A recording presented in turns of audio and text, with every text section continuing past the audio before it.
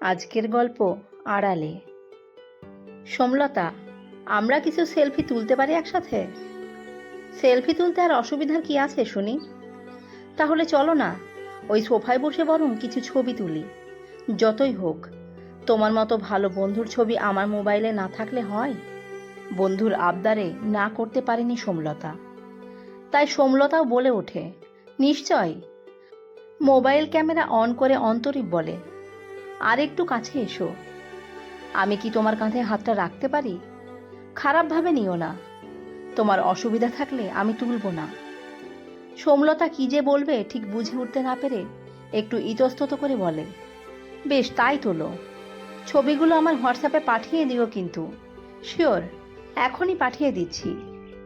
অন্তরীপ এসেছে সোমলতার বাড়িতে। সোমলতার ভালো বন্ধু অন্তরীপ।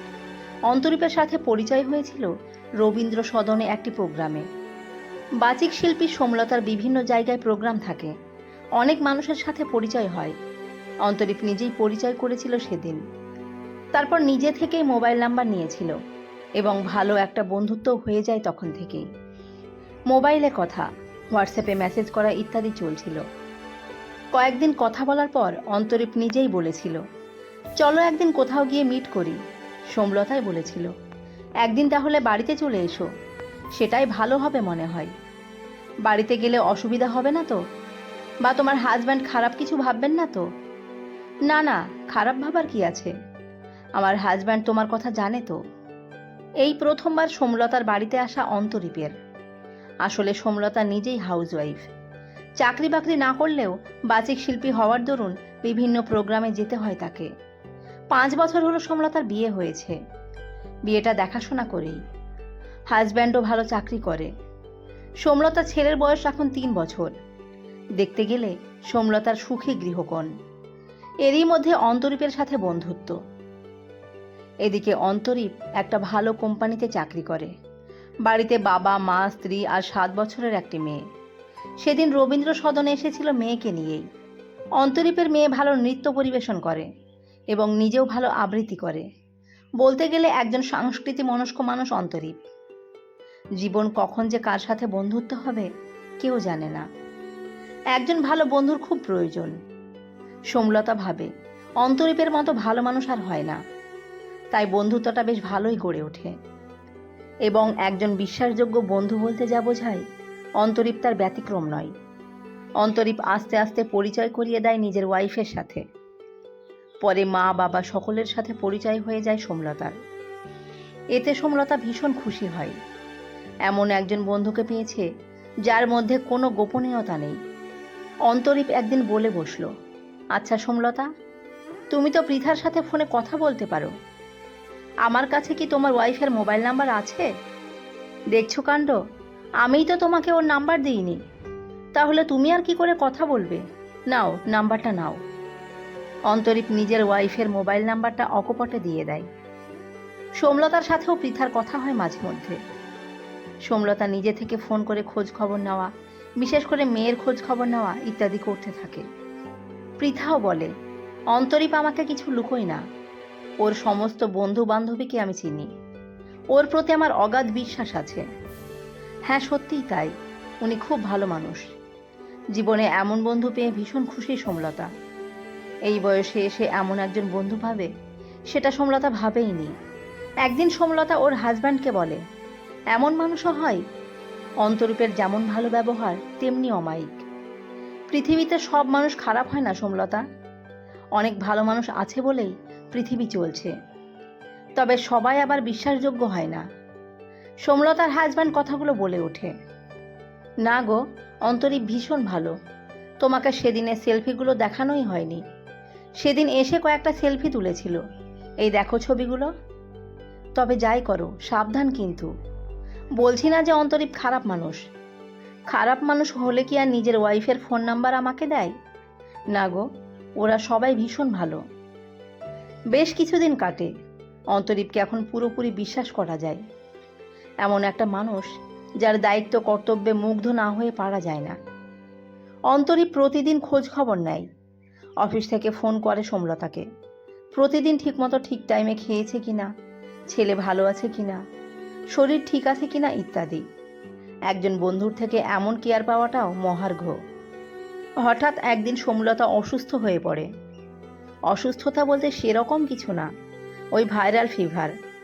অন্তরীপ ফোন করে জানতে পারে সোমলতা অসুস্থ। খবরটা শুনে উদ্বিগ্ন কণ্ঠে অন্তরীপ জিজ্ঞেস করে, জ্বর হয়েছে, আমাকে তো কই জানাওনি? না, সেরকম কিছু না। ডাক্তার দেখিয়েছো? ওষুধ খেয়েছো? না, ডাক্তার দেখায়নি। প্যারাসিটামল বাড়িতে ছিল, খেয়েছি। ডাক্তার দেখাওনি কেন? তোমার হাজব্যান্ড কোথায়? ও অফিস বেরিয়ে গেছে। তোমাকে ফেলে এই অবস্থায় অফিস? এটা ঠিক করেনি কিন্তু। ওয়াইফের প্রতি একটু কেয়ার না থাকলে কিসের হাজব্যান্ড?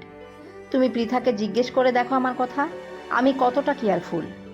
বেশ, আমি যাচ্ছি, তোমাকে নিয়ে ডাক্তারের কাছে যাব। আরে না না, ঠিক হয়ে যাবে, অসুবিধা নেই। সোমলতা ভাবে পৃথা কত সৌভাগ্যবতী, অন্তরীপের মতো দায়িত্ববান হাজব্যান্ড। সত্যি ভাগ্য করে পেয়েছে পৃথা। এমন একজন মানুষ পাশে থাকলে জীবনের সব যাওয়াটাই পূর্ণ হয়ে যায়। সেদিন সোমলতা রান্নাবান্না সেরে বসে আছে, হাতে সেরকম কাজ নেই। সোমলতা অন্তরীপকে একটা কল করে। তখন কল ওয়েটিংয়ের জন্য কথা হয় না। পরে অন্তরীপ ফোন ব্যাক করতেই সোমলতা বলে, কল করছিলাম, তুমি ওয়েটিং। আর বলো না, অফিসে এসে পৃথাকে ফোন করি 2-3 বার, তাই ওর সাথেই কথা বলছিলাম তখন। ও আচ্ছা, তোমার হাজব্যান্ড তোমাকে অফিস থেকে ফোন করে তো? করে, মাঝে মাঝে। প্রতিদিন করে না? না, এটা ঠিক নয়। অফিস মানে যে সবসময় কাজ তা তো নয়। এই তো আমি পৃথাকেও যেমন কল করি, তেমনি তোমারও তো খোঁজ খবর রাখি, আর সেটার জন্য নিজেকে টাইম বের করে নিতে হবে, তাই না? সত্যিই তো, সোমলতার হাজব্যান্ড যদি অন্তরীপের মতো হতো কত ভালো হতো। এত কেয়ার, এত দায়িত্ব কোন মেয়ে আর পছন্দ করে না? এদিকে সোমলতার হাজব্যান্ড সোমলতাকে ভালোবাসে ঠিকই, অন্তরীপের মতো নয়। সোমলতা ভাবে সে কোথাও যেন একা। একটা খারাপ লাগা থেকেই যায় সোমলতার। ততদিনে অন্তরীপের সাথে সোমলতার বন্ধুত্ব প্রায় 1 বছর পার করে ফেলে। এখন তো আবার ফেসবুক একটা রিমাইন্ডার দিয়ে দেয়। সোমলতা ফেসবুকে শেয়ার করে সেই নোটিফিকেশন। সোমলতা এখন যখনই সময় পায় অন্তরীপের সাথে কথা বলে, হোয়াটসঅ্যাপে মেসেজ করে। বন্ধুত্বের রশিটা যেন আরও মজবুত হয়ে যায়। পৃথা বা সোমলতার হাজব্যান্ড কারোর কোনো সমস্যা নেই দুজনের বন্ধুত্ব নিয়ে, এবং দুই বাড়ির মধ্যে আসা যাওয়া সব নিয়ে একটা খুব ভালো বন্ডিং। একদিন রাতে সোমলতাকে মেসেজ করে অন্তরীপ জানায়, সোমলতা, তোমার সাথে কিছু কথা আছে। হ্যাঁ বলো। না, মেসেজে বলা যাবে না, কাল ফোন করেই বলবো। পরের দিন অফিস থেকে অন্তরীপ সোমলতাকে ফোন করে। সোমলতা জিজ্ঞেস করে, কাল কি বলবে বলছিলে, বললে না তো? এখনই শুনবে? তা এখনই বলো। কাল তো বলতে বললাম, তুমিই বললে না। শোনো সোমলতা, আমাদের এই যে বন্ধুত্ব, এই বন্ধুত্বের মধ্যে বিশ্বাসটাই বড় কথা। সেটা আমরা দুজন দুজনকেই করি। তাই বলছিলাম কি, বন্ধুত্বটা অন্য একটা জায়গায় নিয়ে গেলে হয় না? অন্য জায়গা বলতে? আসলে আমরা বন্ধু ঠিকই, সেই সঙ্গে কিন্তু আমরা একে অপরকে ভালোও তো বাসি। এটা তুমি মানো তো? সে তো বন্ধুকে ভালোবাসতেই পারি, সেটা বন্ধু হিসেবেই। বন্ধু হিসেবেই থাকবো আমরা, কিন্তু তার সঙ্গেও একটা আলাদা রিলেশন রাখতে চাই। কিন্তু সেটা তো সম্ভব নয় এখন, তাই না? কেন সম্ভব নয়? দেখো, আমাদের দুজনেরই সংসার আছে, বাচ্চা আছে। আমি তো সংসার থেকে বেরিয়ে আসতে বলছি না। তোমার সংসার যেমন আছে তেমন থাকবে, আমারও তেমন থাকবে। ওই দিকটা সামলে যদি আমরা এই রিলেশনটাকে গ্রো করতে পারি, তাতে অসুবিধা কোথায়? আর এতে তোমারও কিছু ক্ষতি হবে না, আমারও না। কিন্তু আমার হাজব্যান্ড থাকতেও তোমাকে আলাদা করে ভালোবাসা সম্ভব? আচ্ছা, একটা কথা বলো তো, এখন যে সম্পর্কটা আছে, এতে কি কিছু সমস্যা হচ্ছে? না? তাহলে তখনও সমস্যা হবে না। ভেবে দেখো, আমার জন্য তোমাকে তো আর আলাদা করে টাইম দিতে হচ্ছে না, তাহলে আর অসুবিধা কোথায়? একটা আলাদা প্রেম থাকুক না আড়ালে। আমি তোমাকে যেমন কেয়ার করি তেমনিই করব। সম্পর্কের রসায়নটা পাল্টে নেব। এতে তোমার বা আমার ফ্যামিলির তো কোনো অসুবিধাও হবে না, আমাদের কেউ সন্দেহ করবেও না। বেশ, ভেবে দেখব। সোমলতা ভাবে খুব একটা খারাপ কথা বলেনি অন্তরীপ। সব সামলেও যদি এরকম একটা মানুষ পাশে থাকে, তাকে ভালোবাসা যেতেই পারে। দুদিন পর তাই সোমলতা জানায়, বেশ, তোমার কথাতে রাজি। আস্তে আস্তে সোমলতা প্রেমে জড়িয়ে পড়ে অন্তরীপের সাথে। একজন মানুষ যে এতটাই কেয়ার করে, এতটাই খোঁজ খবর রাখে, সে মানুষটাকে ইচ্ছে মতো ভালোবাসা যেতেই পারে। তাই সোমলতা অন্তরীপকে ভালোবেসে ফেলে খুব। এদিকে হাজব্যান্ডের প্রতিও সোমলতার যথেষ্ট টান রয়েছে। তারপর থেকে এমন হয়, সোমলতা নিজেই অন্তরীপকে ফোন করতে থাকে।